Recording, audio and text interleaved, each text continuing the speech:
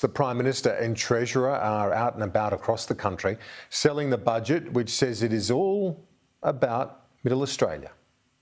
The budget is all about cost of living relief in Middle Australia. Support Middle Australia. Support for Middle Australia was absolutely central to support people in Middle Australia. Substantial help for Middle Australia. It was aimed squarely at Middle Australia. Nothing says Middle Australia like making it cheaper to see a doctor. Middle Australia, Middle Australia, Middle Australia, Middle Australia. Let's go live to Perth now. The Deputy Liberal Leader Sussan Ley joins me. You're also on a post-budget blitz. What's the feedback from Middle Australia? Well, Kieran, it's interesting that Middle Australia has made it into the budget talking points, with the Prime Minister and senior ministers saying the term many, many times, as you've just illustrated. Unfortunately, Middle Australia didn't make it into the budget. It didn't make it into the actual budget, the measures that unfortunately have absolutely left Middle Australia behind, including people here in the West. This is my fourth visit since I became Deputy Leader. Behind me is a hub of activity at Grouch & Co coffee roasters in the southern suburbs of Perth, and there's lots on their mind, but absolutely on the mind of every small business is this trucking tax, because so much of the inputs into hospitality, into manufacturing, into business in WA come across the Nullarbor from the eastern states, and this is absolutely going to smash small business. And it's just one example of how Anthony Albanese has totally left Western Australia behind. Tax on gas, tax on farmers, tax on truckies, and no measures to tackle the cost of living and the rental crisis, which is unfortunately really biting in the suburbs around me.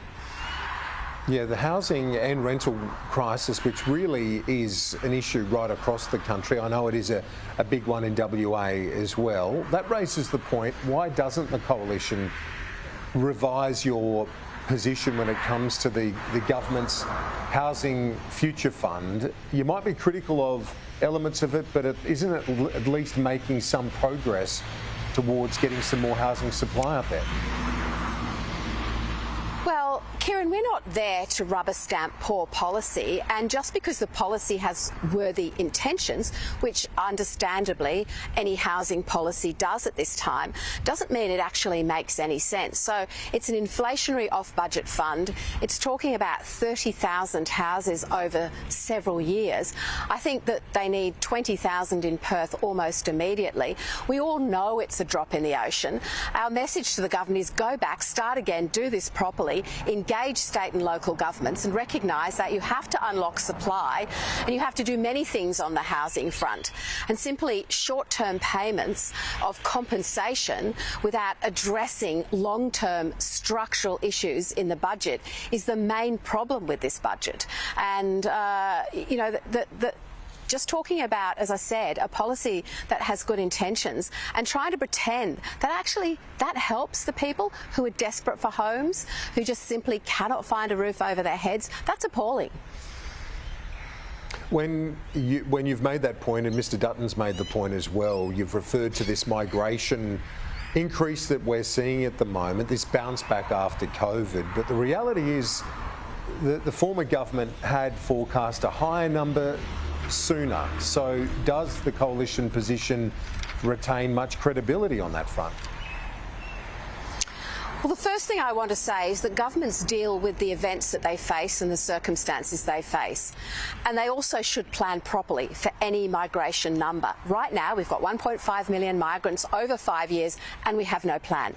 And we have congestion in our capital cities and elsewhere. And we have no spend on infrastructure because the government has held up the infrastructure spending. I know in rural Australia, there's actually no growing regions funding for 2 years. And the word infrastructure wasn't mentioned once in the entire budget. So to actually have that sort of level of mismatch and misunderstanding and the wrong priorities is what we're calling out. We're not against migration, and we know the value that migrants add to this country and have had and will continue to add.